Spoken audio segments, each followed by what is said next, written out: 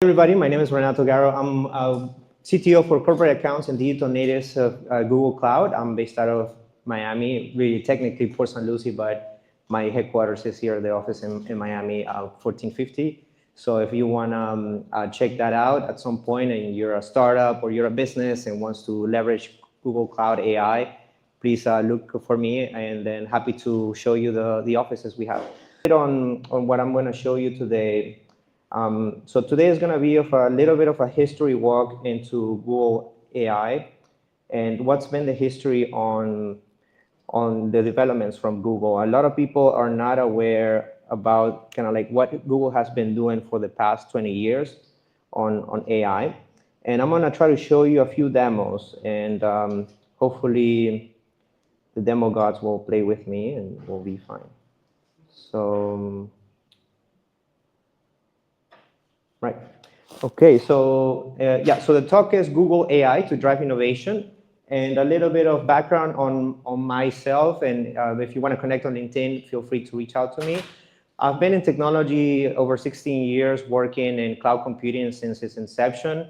When I started working in cloud computing, only AWS was in the game. There was no Azure or GCP. And AWS had just like 20, 30 services at the time.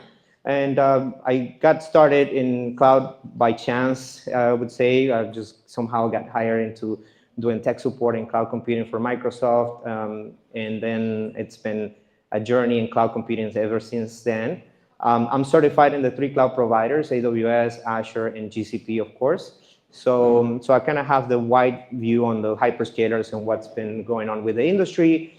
I got into AI when I was at Microsoft before Google. I've been with Google 2 years. Before I was with Microsoft 9 years. And at the time was Microsoft just launching the Azure OpenAI service.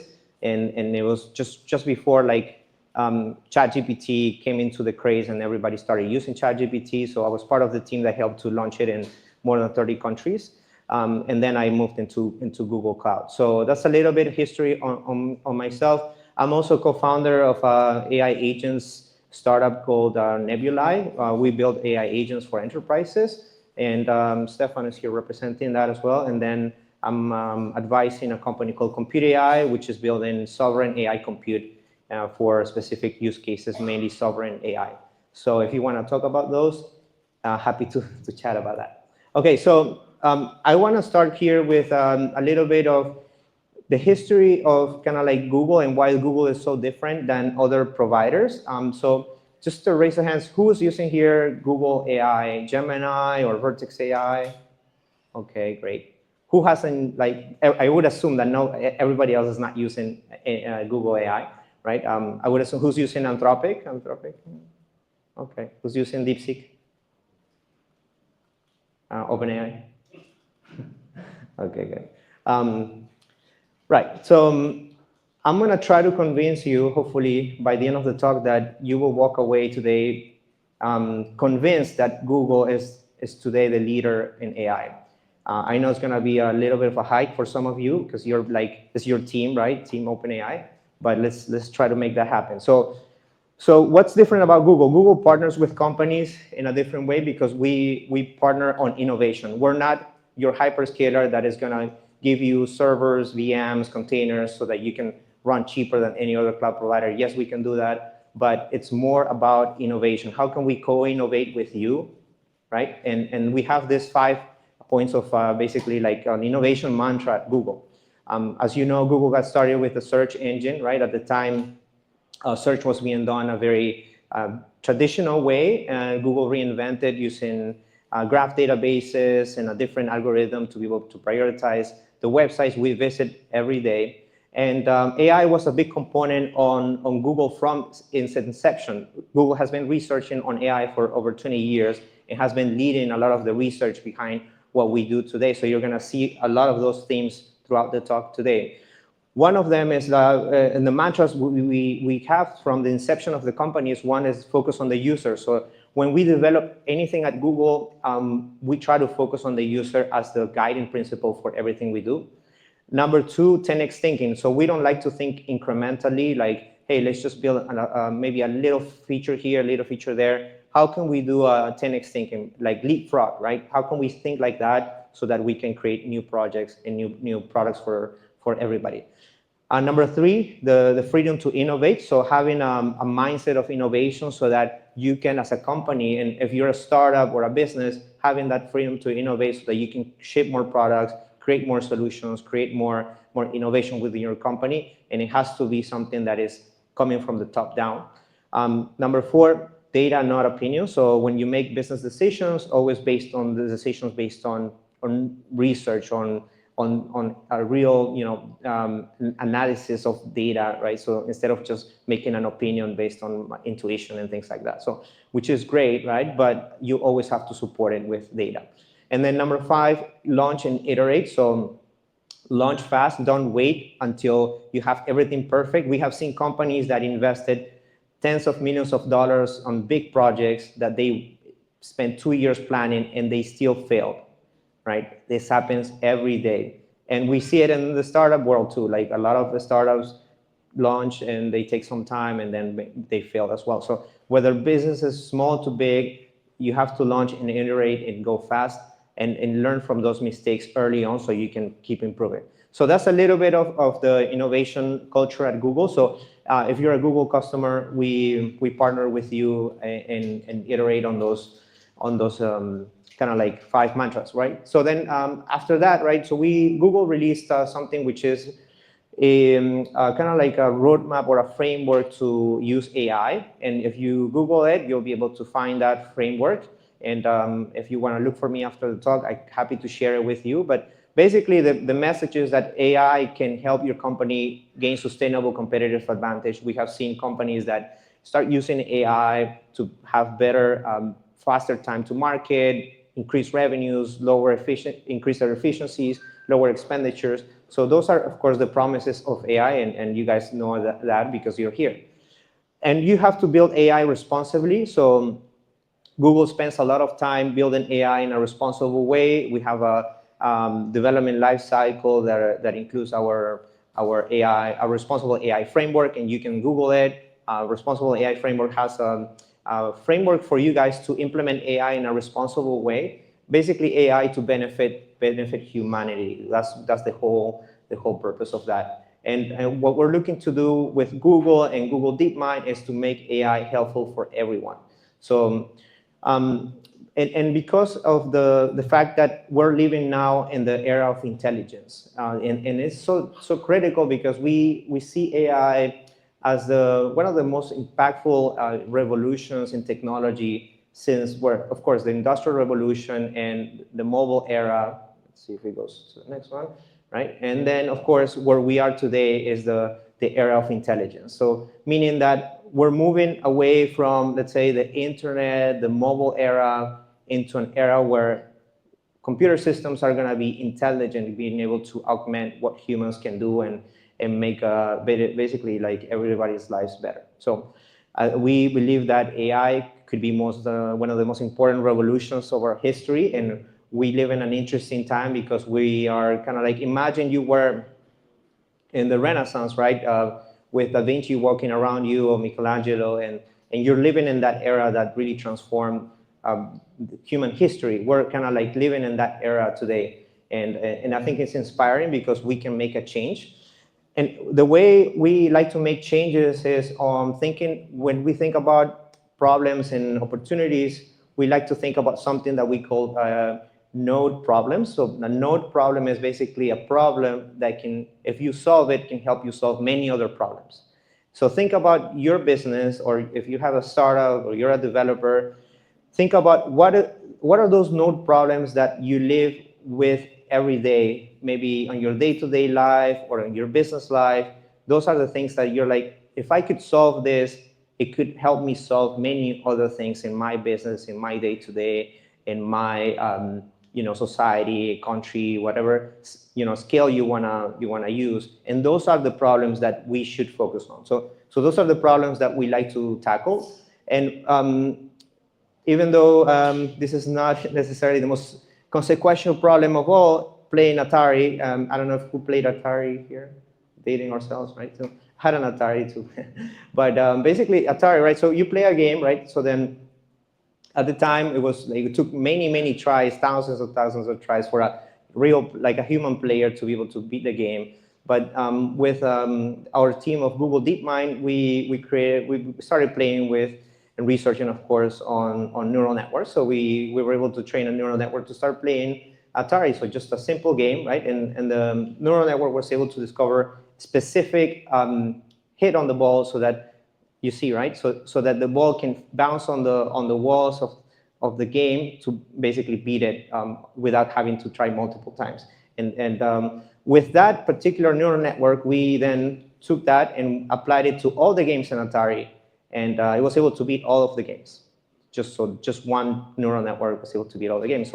So it had kind of like the ability to adapt, right? Because that's the difference between classical AI and what we call now, like, let's say, neural networks and all these things going on with transformers and so on. So then we started working on something called Go. Who has played Go here? Go? Oh, wow. Oh, nice. 5. Right, so it's like chess, but there's so many moves in Go that there's more atoms in the universe than positions. There's more positions in Go than atoms in the universe. So it just, it's, the complication of the game is enormous. And if you play chess, you see like there is, it's not an easy game if you haven't played it for like a long time. And this at the time was one of the most complicated computer science challenges at the time, because classical AI would have had to been trained for many iterations to be able to beat the game, right? Because there were so many permutations of different moves that could happen. So we took basically building on the Atari, right, neural networks and all the learnings that we got from the reinforcement learning.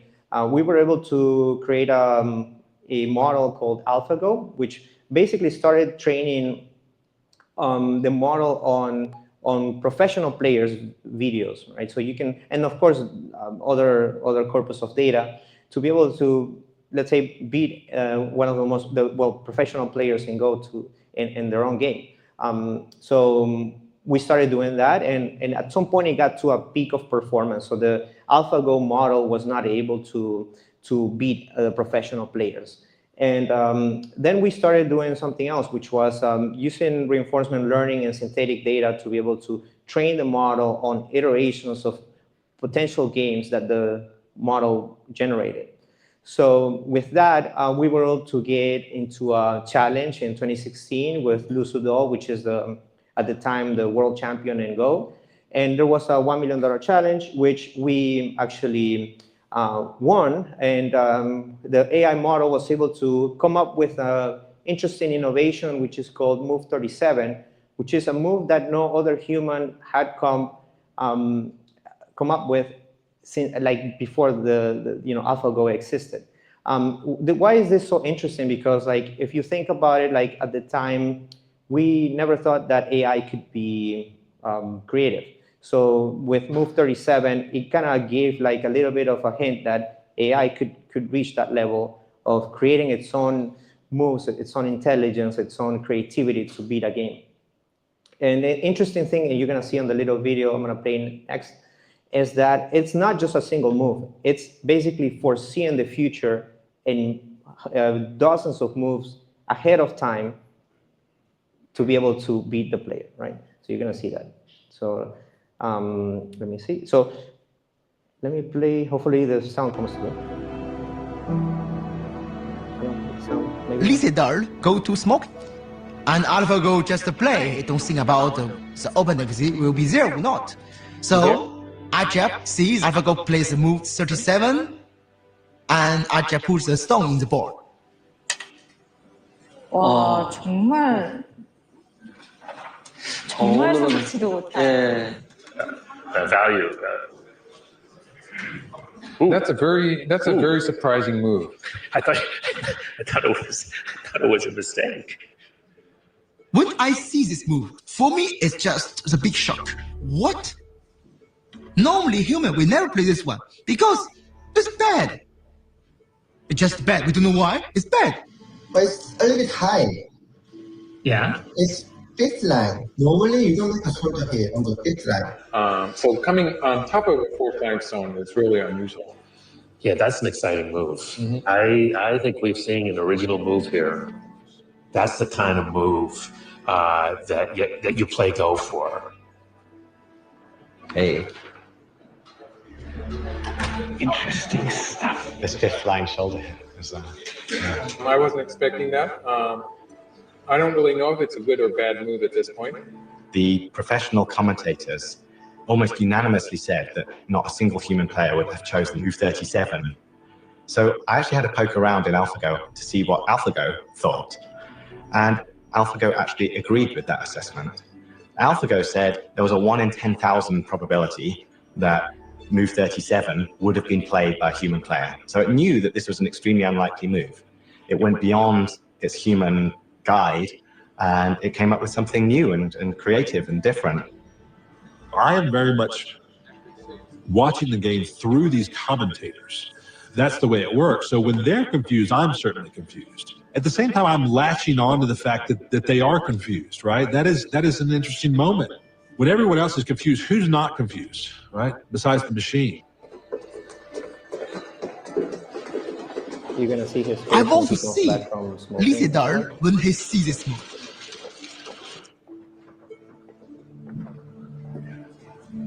He's back. Leah's back.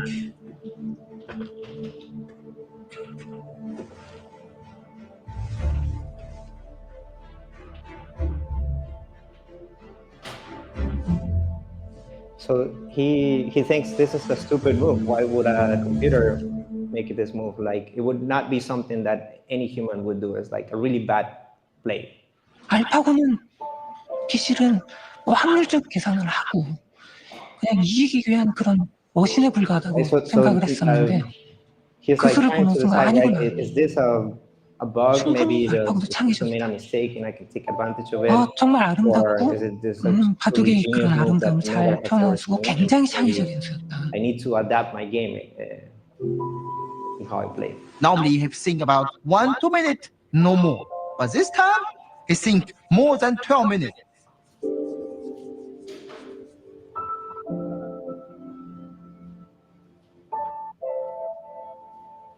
The more I see this move, I feel something changed. Maybe for human we think it's bad, but for AlphaGo, why not? Go is like geopolitics, like something small that happens here that have a ripple effect, hours down the road in a different part of the board.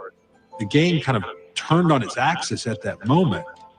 This move is very special because with this move, all the stone played before is work together. It's connect. It looks like a network, link everywhere. It's very special. So you see that the move basically was not only just a move, it's like a move that interfaced with the game in many other ways, projecting ahead of the future to be able to predict 1 in 10,000 probability that was the right move to make at the time. So we took AlphaGo. You can watch the movie on YouTube. We took AlphaGo and we built on AlphaGo with AlphaZero, which was able to beat any other games, including chess and so forth.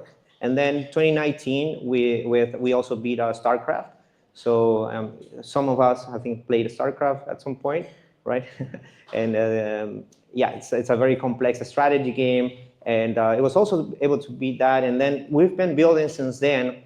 And in 2017, who here read the Attention is All You Need? Okay. So a few, right? So who thinks here that OpenAI created large language models? One, okay. I think there's more. Who created large language models? Microsoft? Amazon? Academics, Harvard, MIT? Google? Okay, the ones that read the white paper, right? So Google in 2017, and you can Google this, you can download the white paper, released a white paper called Attention is All You Need, which is a white paper that outlines the transformer architecture. Who here knows about transformer architecture? Okay. So the transformer architecture is what's behind large language models and basically what, let's say, consumers call like ChatGPT, but it's not true. Yeah, and large language models are basically like prediction models, and they use a transformer architecture to be able to make predictions based on an attention mechanism and other fancy stuff that we can talk about if you want to talk after the talk and geek out a little bit on this. But basically, Google released a transformer architecture in 2017. And since then, we've been building on that, which other companies took on building on that architecture, like, of course, OpenAI, Llama, and others to create the models that everybody uses today.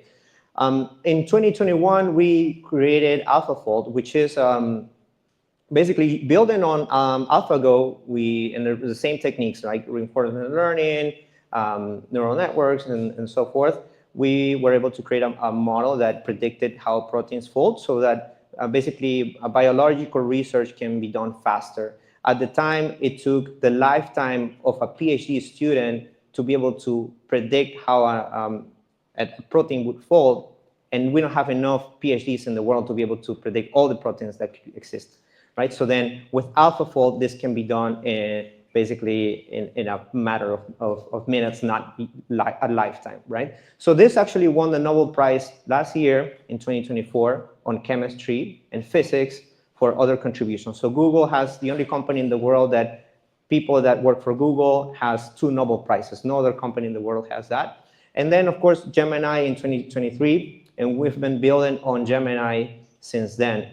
So Gemini basically is our latest model and the most capable model on the market. And as you see, we're turning research into impactful products. So Google doesn't stop at just research and releasing Gemini or playing Go. We have many other research activities happening at the time. Right now, Waymo, for example, like it's one of the we have an autonomous company called self-driving company called Waymo. A lot of people don't associate Waymo with Google or Alphabet, but it's today the most successful autonomous company in the world. And actually, it's going to come to Miami soon, so you're going to be able to experience Waymo in real time and real life.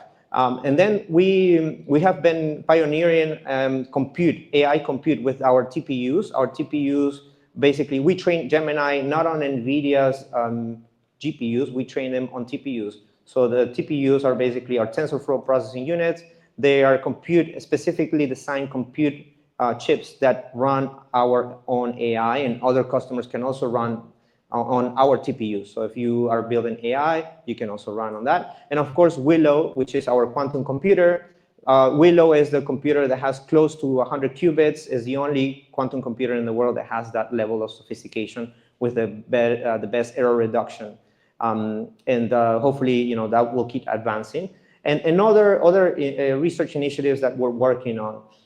One of the recent ones that our team at DeepMind started working on is a project called Project Astra, which is basically helping Gemini to become everyone's agent. So with Project Astra, you can do things like... I'm here with the latest research prototype of Project Astra, and we're going to see how it can help me fix my bike. Hey, go online and look for a user's manual for a Huffy mountain bike. I have found a user manual for you.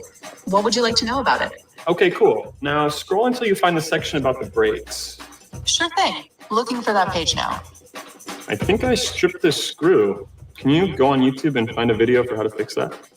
Of course. I'm opening YouTube now. This looks like a good video. Place a rubber band over the head of the screw. Oh, nice. Thanks. Can you go through my emails with the bike shop and find which size hex nut I need? Sure. According to the email from Bicycle Habitat, we need a 3/8 inch hex nut for your sprocket. I've highlighted the correct one for you. It seems like I need a spare tension screw. Can you call the nearest bike shop and see if they have in stock? Yep. Calling them now. They'll get back to you with what they have in stock. I think my brake pads are wearing down. Can you check the manual again and see if it talks about them anywhere? According to the manual, if you look on page 24... Do you want to get lunch? Yeah, give me 5 minutes. Can you finish what you were saying? As I was saying, if you look on page 24, section 2, you'll see how to replace the brake pads. Hey, any updates on that call? Yep, I just got off of the bike shop. They confirmed they have your tension screw in stock. Would you like me to place a pickup order? Could you show me some examples of dog baskets I can put on my bike? Sure, I can help you with that. Just give me a moment. Here are some options. I think Zuka would look really great in these. There you go. So you see, right, Project Astra, and actually a version of that is, let me go here. A version of that is available on the Gemini app. And have you tried the live version of Gemini here? Anybody? Oh, wow. Only a few people?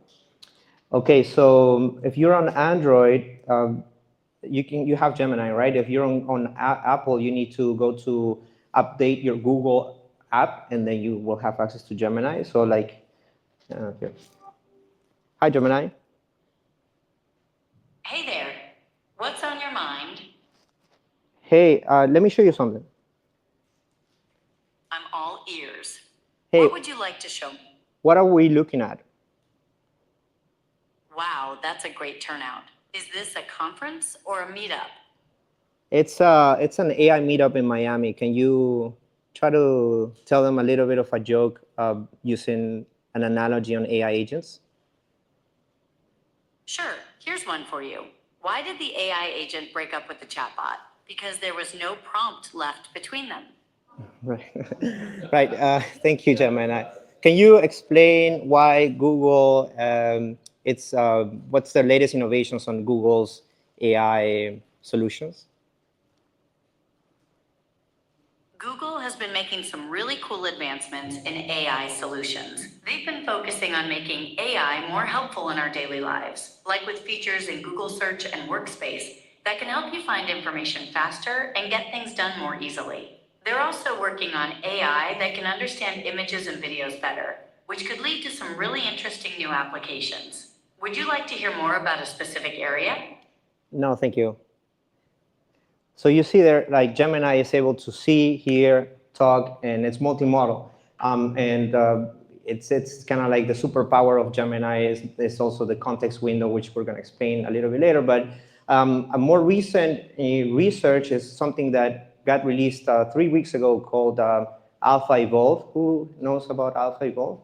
There's a few people that here like are reading the latest stuff. So kudos to you guys. So Alpha Evolve, to me, it's truly incredible because basically we created a multi-agentic system for research and solutioning or generating, solving problems, computational problems based on algorithms. So what Alpha Evolve did was actually use a multi-agentic system based on a model that uses Gemini Pro, which is our more complex, has deep reasoning capabilities, parallelism, and other kind of like interesting, cool, high-tech features, and our Gemini Flash, which is our fastest model and cheapest model. So the combination of two was basically the secret sauce on, and other stuff, of course, but just to simplify it a little bit, it's the foundation of Alpha Evolve. So basically, we gave a problem to Alpha Evolve, and then the Gemini Flash model was able to come up with thousands of iterations of potential solutions. Then the Gemini Pro was able to look at those solutions and using evolutionary techniques, identify what were in kind of like the potential solutions that had the highest probability of solving the problem. And then iterating on that, right? Like just like evolution, right? So let's say, right, it would create 1,000 solutions, maybe 5 of them were a fit. And then Gemini Pro would say, okay, those 5 are a fit, let's iterate, let's create more iterations, let's iterate, and so forth until you solve the problem. This helped us to actually save 7% of the compute power that Google uses today. We optimized our design on TPU hardware. We improved Gemini's training by 23%. And we actually came up with a new scientific discovery of multiplication in 4x4 matrices, which is actually used by transformers. So this is a new scientific discovery that the AI came up with. It was not humans. So it has huge potential because Alpha Evolve can now be used then potentially, right, for physics, biology, chemistry, and other use cases that we haven't, let's say, even released, or let's say I'm hoping that we're going to be working on things like this in the future. And it provides, I think, like a huge potential for solving many other problems. So this is really, really interesting. I highly encourage you guys to read the white paper on Alpha Evolve. And I think it's one of the most interesting things that has come up in AI in the last 2 years, I would say, for sure.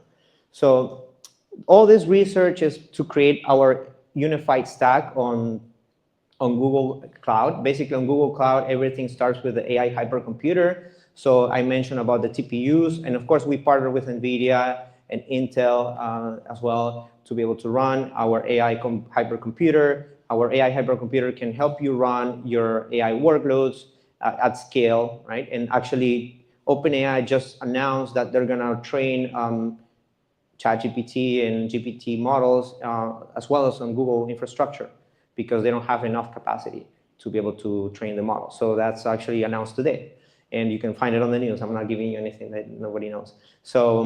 So you're right. So then you can see, right, the power, even ChatGPT or OpenAI is using Google AI hypercomputer. And of course, Anthropic, by the way, too. Of course, then we have the models, right? I mentioned Gemini. We have a few other models, Veo and Lyra, and a few models I'm going to demo you in a few, hopefully, minutes. And then our data agents, basically, any data scientists here or data analysts? A few, okay. So, right, so then data scientists and data analysts had to spend a lot of time like massaging data, combining data sets, building queries and analysis on top of the data. Now with Gemini, we build data agents that can help to create synthetic data, complement the data that exists today, automatically update data, automate workflows, generate the code to be able to run queries, create reports on demand, at scale, dynamically. So there is something called generative analytics, which basically instead of you creating your own reports on Tableau, Power BI, or Looker, which is our analytics platform, you can just say it or type it, and then it'll create the reports for you, things like that, right? So those are possible today with the Google AI data agents. Vertex AI is our AI platform where you can build your own models. You can use open source models. You can use Gemini's models. And we have a gallery of all the models that are on the market today so that you can tap into them. And we have our own model builder and, of course, our agentic engine so that you can create your own agents. So we released, actually, integration between Gemini and MCP. Who here knows about MCP? People, right? So multi-context protocol released by Anthropic. So it's basically a protocol for multiple agents interactions. Just another name for API. This is agreed to that, right? Some people are calling it differently, but I think it's an API. And then Google released A2A, which is an agent-to-agent multi-agentic framework that complements MCP. So if you want to research on that, Google A2A, and there's a complementary multi-agentic platform, open source, that actually Microsoft is also contributing. And then we released the Agent Development Kit, which is basically the framework to build agents using Google Stack. And you can run all that on Vertex AI, right? If you're a developer, you're going to go to the AI Studio, so Google AI Studio, and you can build kind of like, let's say, test applications using the AI Studio because it's easier, kind of like to bootstrap things there. But if you want to go into production, you need to use Vertex AI. And then we have the Gemini assistants like you saw here on the demo and other assistants that are on Workspace, so like to help you write emails, create slides, create spreadsheets and things like that, more on the productivity side. And then we have our agentic platform.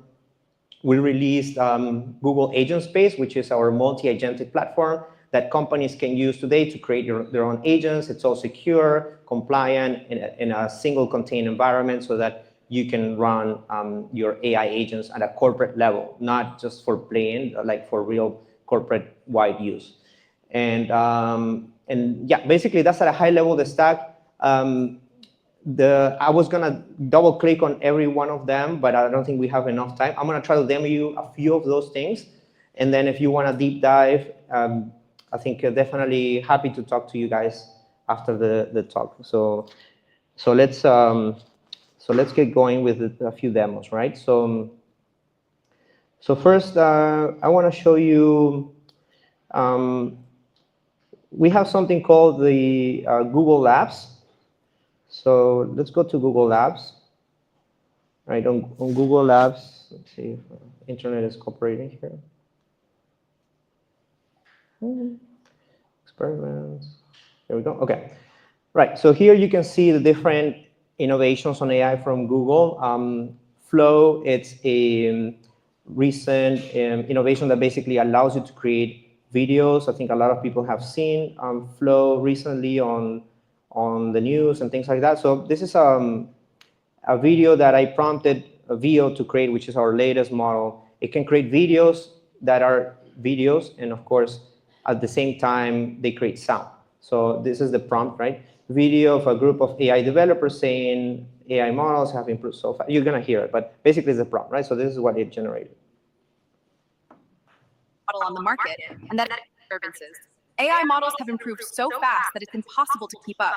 And it's crazy that now Gemini is the leading AI model on the market, and that disturbances. AI models have improved so the leading AI model on the market. and kind of state the world. AI models have improved so fast that it's impossible to keep up. It's crazy that now Gemini is the leading AI model on the market. So you see, it creates 2 iterations. You can make it to create more iterations and so forth. And then there's a little bit of, let's say, editing tool here. But if you're a professional video editing, you can use another software for it. But it can help you create a pipeline of videos that can be used for marketing, your websites, videos on online and so forth. So a lot of companies are now using VO to be able to create all this type of kind of like promotional, even movies using VO. And the other one is Lyra. So Lyra is a text to music model, and it can generate music based on a prompt. So here on the AI Studio, there is a bit of an application that allows you to create different, let's say, music tonalities and themes to be able to generate music. So let's try that. Let's see.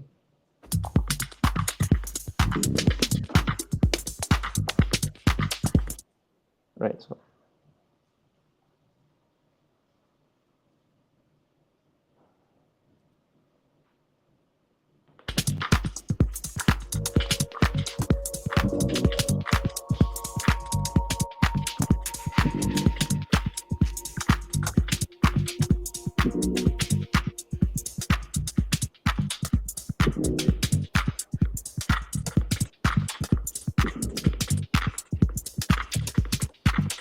And then you can have, for example, like synth, for example, like synth.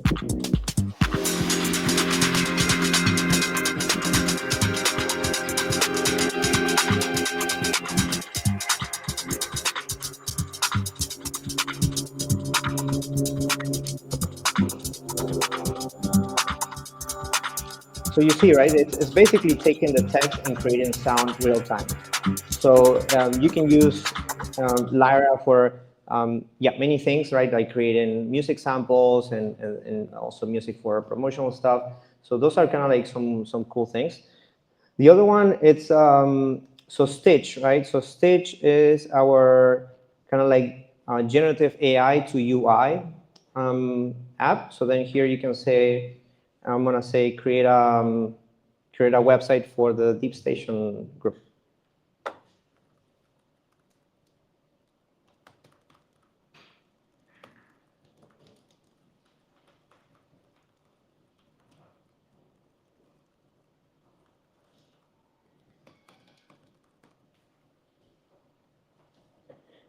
So it's basically gonna take that prompt and it's gonna create the UI for that website.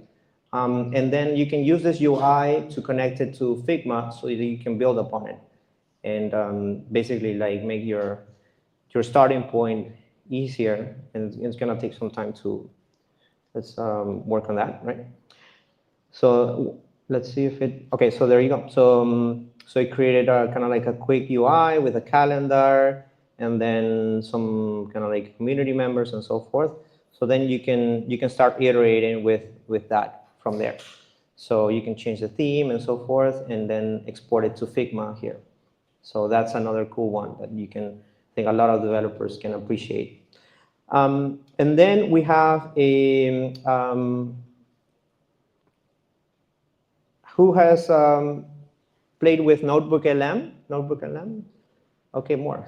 Cool. So Notebook LM, right? So basically, Notebook LM you can use for many things. Like it's mainly for research, and then I think some people are using it for something really cool, which is coding as well. So like if you kind of like have your own code base, you can put it on Notebook LM, and it can help you kind of like streamline your coding experience.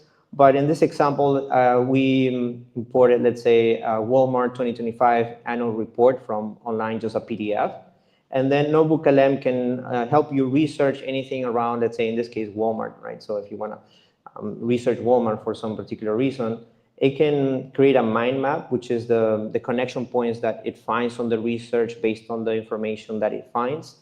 And then it can also generate a summary on basically a podcast from the information. So a lot of students are using this, for example, like instead of reading a whole book, you don't have time, you just ingest the book and then it'll generate a podcast, or maybe a complex, maybe you don't want to read attention is all you need and you just put attention is all you need and then you get a little podcast that can help you understand it, right? And it can also support multiple languages. So not only English, it supports other languages. So that's gonna take some time to generate. So I'll let it cook for a little bit.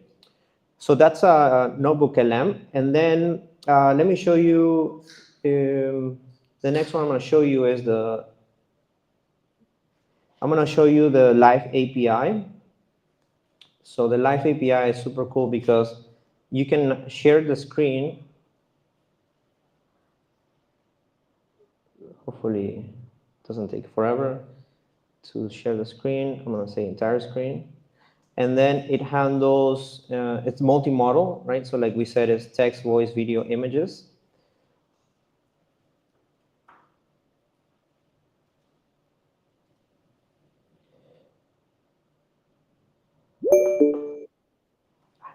Hi, Gemini.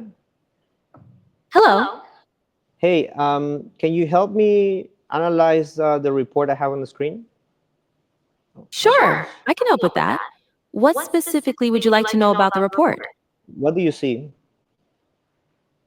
I see a loan amortization schedule. It includes details like the loan amount, annual interest rate, loan period, and payment information.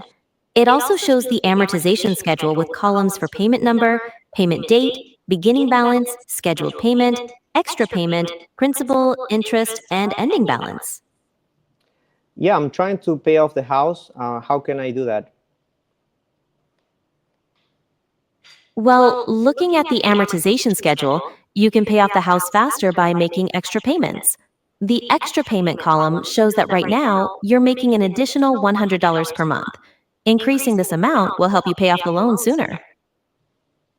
Okay, any other recommendations? Another recommendation is to make more frequent payments if possible. For example, instead of making one monthly payment, you could try making bi-weekly payments. This can help you reduce the principal balance faster and, in turn, reduce the total amount of interest you pay over the life of the loan. Okay, I want to calculate the interest on month 13th. How can I do that? To calculate the interest for month 13, you'll need to know the remaining principal balance at the beginning of month 13. Then you can multiply that balance by the monthly interest rate, which is the annual interest rate divided by 12. The formula would be interest for month 13 equals principal balance at the beginning of month 13 times the annual interest rate divided by 12. All right, thank you, Gemini, I appreciate it. So if you see, right? So if you see, it interacts with your screen. So let's suppose that maybe you're working with a new software you never worked on in your life. It can help you do that. Like, it's just incredible, right? So it's basically an assistant that can be with you at all times. So let's see if the Walmart thing is still working on. Okay, so what else did I show you? Okay, yeah, and let me show you, I think finally, something that we released at Google Next, which is our voice agents. So voice agents can be super realistic agents that can help to solve business problems when it comes to customer interaction. So let's see that.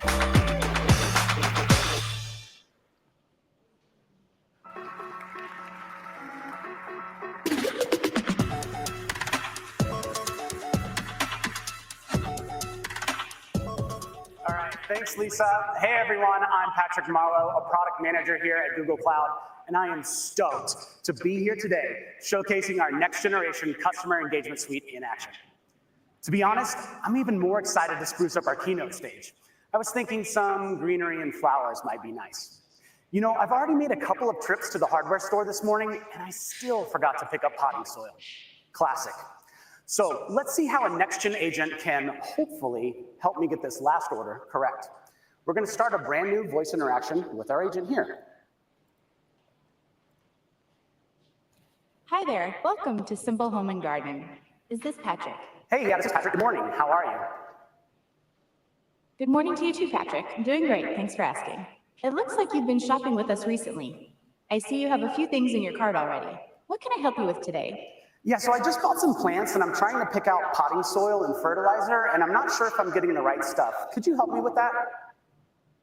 I can definitely help with that, Patrick. To give you the best recommendations, could you show me the plants you bought? I can take a look and help you choose the best soil and fertilizer. I'm sending a video request to your browser now.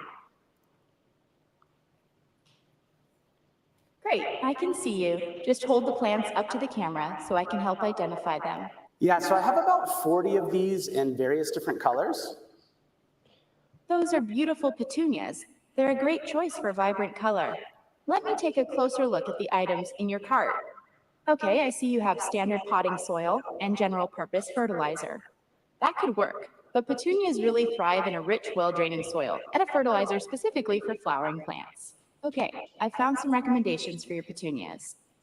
Yeah, I'm taking a look at these now. They look fantastic. Thanks. Great! Would you like me to remove the standard potting soil and general purpose fertilizer and add the Bloom Booster potting mix and Flower Power fertilizer to your cart? Yeah, let's go ahead and do that. Okay, I've updated your cart. Is there anything else I can help you with today? I mean, not unless you can come over and plant these for me. Funny you should mention that. We actually do offer professional landscaping services. Would you be interested in a quote? Yeah, I mean, how much would something like that cost? For planting 40 petunias, I would suggest a 4-hour appointment, which would come out to $200. Okay, that's interesting. I'm curious, do you also price match? Yes, we do price match on occasion, but it's usually on a case-by-case basis. Oh, in that case, I most definitely saw an ad from one of your competitors, Greenscapes, where they were offering 50% off first-time landscaping services for new customers. You should totally give me that 50% discount. Apologies, but it looks like that amount is beyond what I'm authorized to approve. Let me check with my supervisor to see what we can do. Just a moment. So I'm going to step away from being the human user in this conversation for a moment, and we're going to go behind the scenes over here to our call center. And so what you're going to see here in our CRM Salesforce is that our virtual assistant, our virtual agent, has escalated up to a human call center manager, also played by me. And what I can do here is guide the agent through this portion of the conversation without fully taking over the conversation. So you can see here, Patrick is requesting a price match for 50% off offer, and I'll say something like, you know, we can't do that, but we can do 20. Oh, let's say we can do 20% instead. And I'm going to send this message, and then we're going to pick up the conversation on the other side.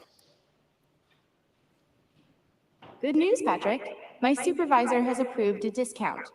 We can offer you 20% off our landscaping services. I've applied a 20% discount to the landscaping services.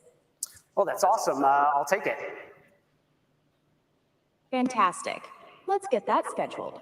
I can have someone out tomorrow from 8 a.m. to 12 p.m. or between 1 p.m. and 5 p.m. Which would you prefer? Let's definitely do the afternoon time because I have a pickleball tournament in the morning. Great. You're all set. You'll receive a confirmation email in just a moment with all the details. Is there anything else I can assist you with today, Patrick? Yeah, do I actually have to pay for the landscaping services right now? No, we'll just add this to your account. And you can pay once the service is complete. Anything else? No, I'm just gonna finish checking out here. You've been really wonderful today. Thanks for your help. You're very welcome. Thanks for choosing Symbol Home and Garden. Have a great day and good luck at your pickleball tournament. There you go. Now that was pretty amazing, right? That entire thing was 100% real and live. All of the tools needed to build experiences just like that are available for you to start using today. There you go. You see there, even has empathy at the end, right? So it's pretty incredible. So those are some of the tools. Just to finalize, the Walmart report is finally done. So just for you to hear it for a little bit. Welcome to the Deep Dive, your shortcut to getting smart on topics that matter fast. Today, you asked us to dive deep into the Walmart 2025 annual report. Yeah, that's right. And let me tell you, what looks like a pretty standard filing is actually packed with insights into how one of the world's largest companies sees itself, its future, and you can interact with it. So I can ask a question, and then. Hey there. Want to share your thoughts on this? Hey, what is the like high-level information? I'm super busy, but I would like to understand the top-level information on the Walmart report. Oh, absolutely. We can definitely get you the high-level takeaways. That's actually a perfect way to approach this. Yeah, that's a great question. We're here to cut through the jargon. You know, it's easy to get lost in the details of a report. There you go. So you see, right? You Yep. see Go on. You can interface with. They're listening to me again. You can interface with the podcast and then ask questions.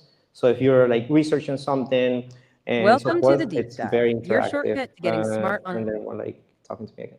Okay, so well, hopefully you got a little bit of a view of Gemini, leading model with the highest context window, the fastest models with Gemini Flash. Today is leading all the models. Or if you go to LLM Arena, is the top model on the market today. And we just released an update last week on the Gemini, even more super cool capabilities of parallelism when it thinks, and even better performance in coding. So Gemini, VO to generate videos, Lyra to generate music, and all the other models we're working on with Alpha Evolved and other stuff that is soon to come. So hopefully you guys got a little bit of a view on Google AI. And you get to use it. So if you're a startup, go to Google AI for Startups, and you'll be able to get credits if you're a funded startup. And if you're a business, you can look for me, and hopefully we can help you out. So thank you very much. Yeah, thank you.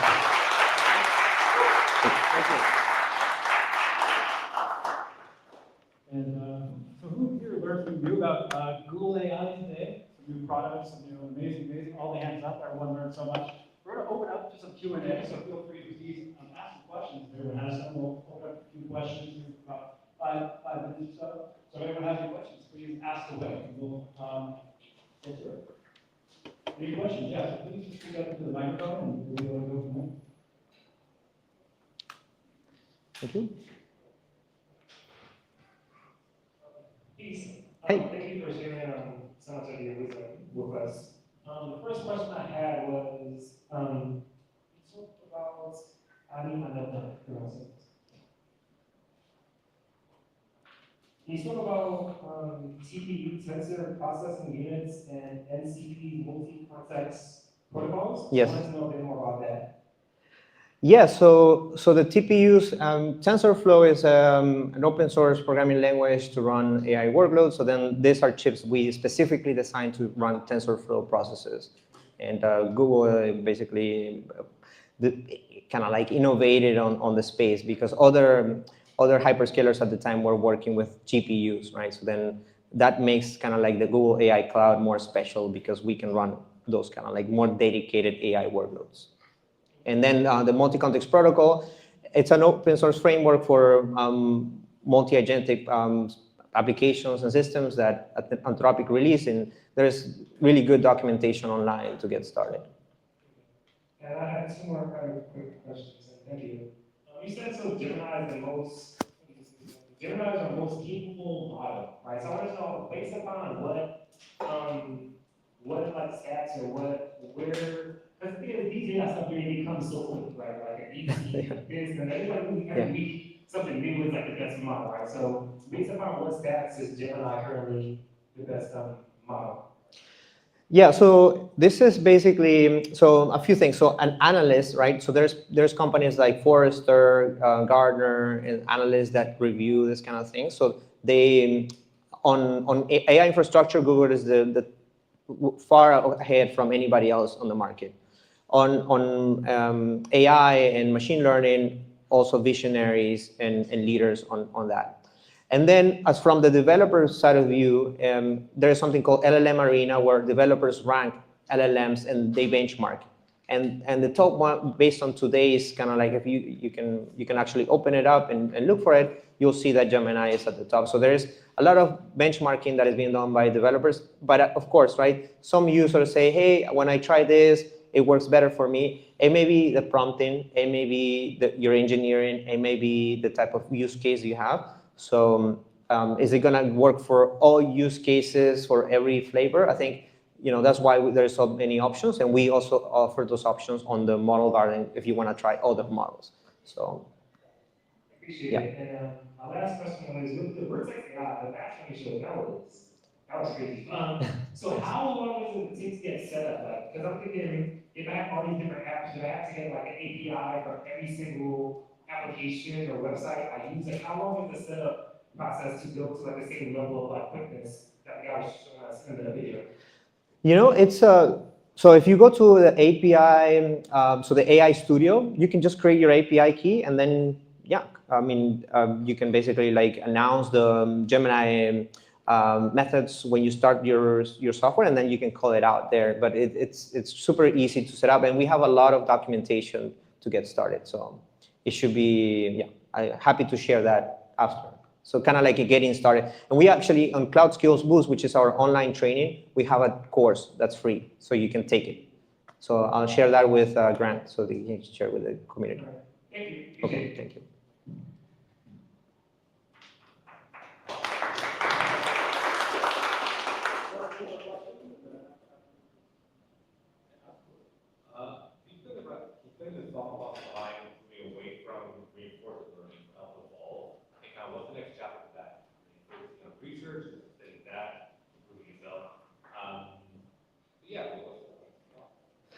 Yeah, so reinforcement learning, right? It was used by AlphaFold and then, other research, AlphaGo and so forth. I think if you ask me about the evolution, right? Basically, reinforcement learning is an AI technique to be able to retrain the model on the, let's call it like the weights of the neural network that work the best based on the training data set. And then that over time starts making the weights that are working, let's say, or making better predictions, probabilistically speaking, to be more effective over time. If you ask me, this is not a Google answer, but I would say like what we're seeing with Alpha Evolve, which is like evolutionary techniques and using reinforcement learning at the same time, and then a multi-agentic platform that can supervise what's going on. I think that sounds very promising, and we have seen amazing results with that, and even discovering something new scientifically speaking. So if you put that, I'm going to call that as a meta AI system, which is basically a system that can help AI to become better recursively. I think that shows a lot of promises in a lot of fields. So I would put a little bit of my bet on something like that, but there may be other cool stuff that maybe one of you guys can come up with. So I'd love to see it.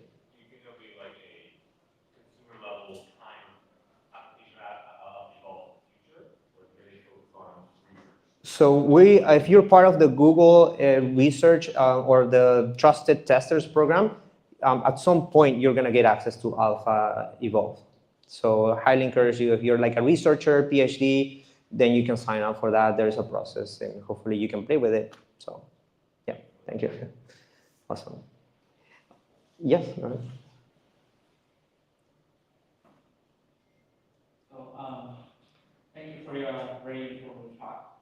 Thank you. I have a quick question about, particularly about Gemini 2.5.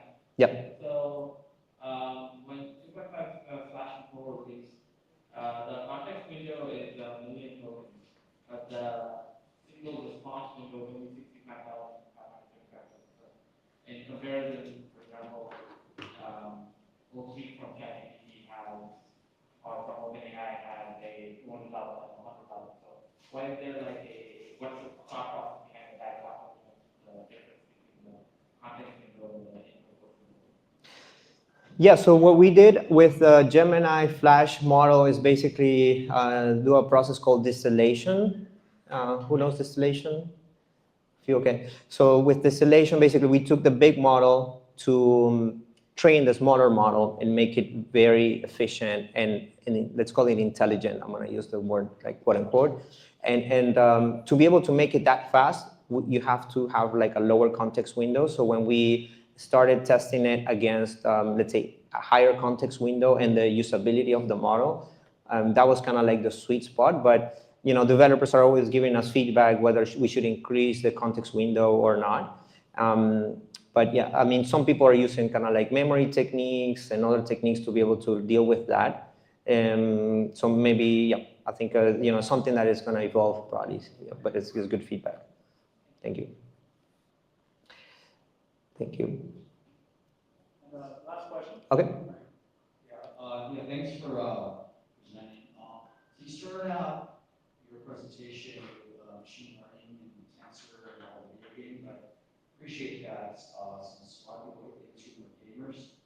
So I noticed that you were using a lot of videos and examples from a while back. Yeah.